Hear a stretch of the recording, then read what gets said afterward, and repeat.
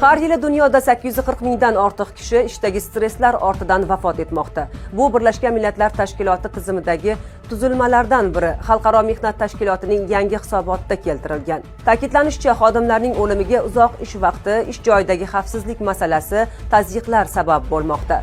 Hisobotda ishdagi ruhiy bosimlar asosan yurak-qon tomir kasalliklari, shuningdek ruhiy buzilishlarga sabab bo'lishi keltirilgan. Qayd etilishicha, dunyo bo'yicha ishchilarning 35% haftasiga 48 soatdan ko'proq ishlaydi. Jahon Sog'liqni saqlash tashkiloti o'tkazgan tadqiqotda haftasiga 55 soat va undan ortiq ishlash insult xavfi taxminan 35% ga va yurak ishemik kasalligidan vafot etish xavfini 17% ga oshirishi aniqlangan.